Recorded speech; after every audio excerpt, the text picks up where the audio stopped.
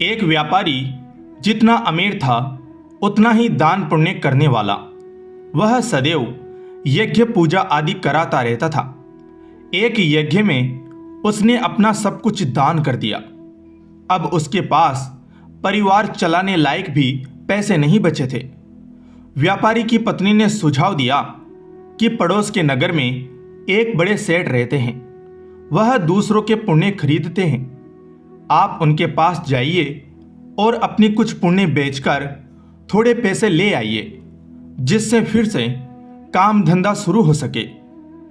पुण्य बेचने की व्यापारी की बिल्कुल इच्छा नहीं थी, लेकिन पत्नी के दबाव और बच्चों की चिंता में वह पुण्य बेचने को तैयार हुआ।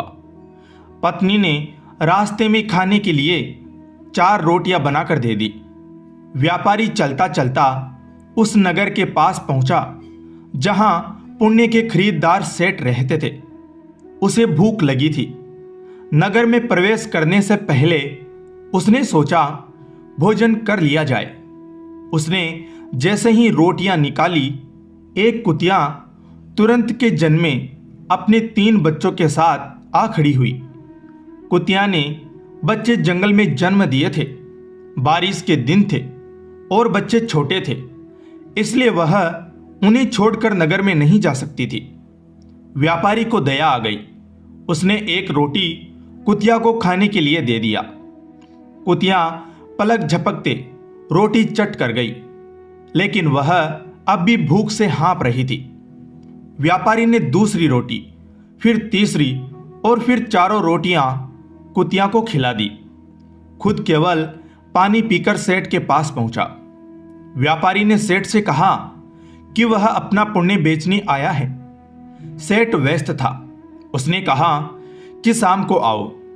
दोपहर में सेठ भोजन के लिए घर गया और उसने अपनी पत्नी को बताया कि एक व्यापारी अपने पुण्य बेचने आया है। उसका कौन सा पुण्य खरीदूं? सेठ की पत्नी बहुत पतिव्रता और सिद्ध थी। उसने ध्यान लगाकर देख लिया कि आज व्यापारी ने कुतिया को रोटी खिलाई है। उसने अपने पति से कहा कि उसका आज का पुण्य खरीदना, जो उसने एक जानवर को रोटी खिलाकर कमाया है, वह उसका अब तक का सर्वश्रेष्ठ पुण्य है। व्यापारी शाम को फिर अपना पुण्य बेचने आया। सेठ ने कहा, आज आपने जो यज्ञ किया है, मैं उसका पुण्य लेना चाहता हूं। व्यापारी हंसने लगा।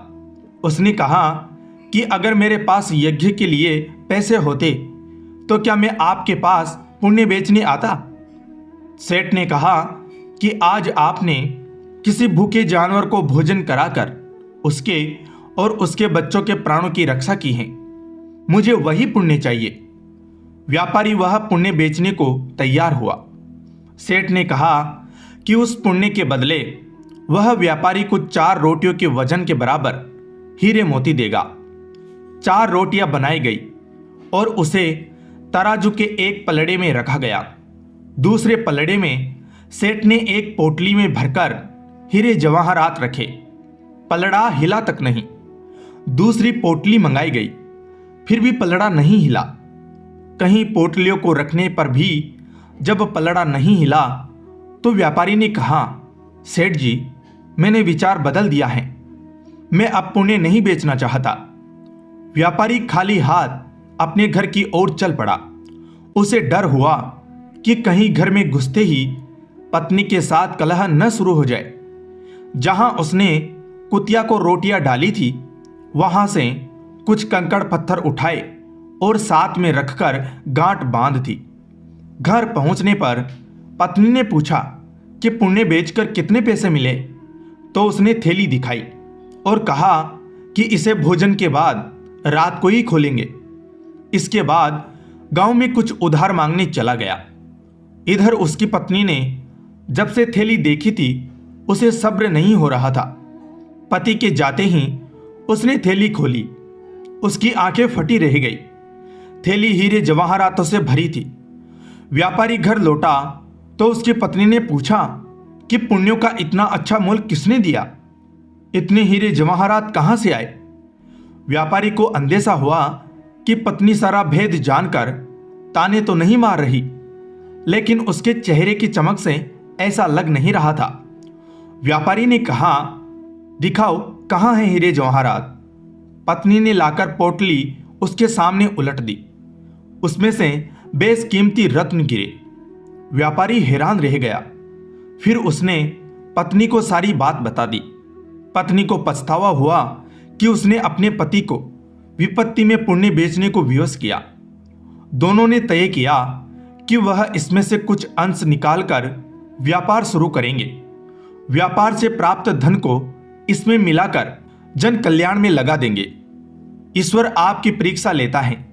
परीक्षा में वह सबसे ज्यादा आपके उसी गुण को परखता है जिस पर आपको गर्व हो। अगर आप परीक्षा में खरे उतर जाते हैं तो ईश्वर वह गुण आप में हमेशा के लिए वरदान स्वरूप दे देते हैं। अगर परीक्षा में उत्तीर्ण न हुए तो ईश्वर उस गुण के लिए योग्य किसी अन्य व्यक्ति की तलाश में लग जाते हैं। इसलिए विपत्ति काल में भी भगवान पर भरोसा रखकर सही राह चलनी चाहिए। आपके कंकड़ पत्थर भी अनमोल रत्न हो सकते हैं। न डर रे मन दुनिया से, यहां किसी के चाहने से नहीं किसी का बुरा होता है। मिलता है वही जो हमने बोया होता है। कर पुकार उस प्रभु के आगे, क्योंकि सब कुछ उसी के बस में होता है। धन्यवाद दोस्तों।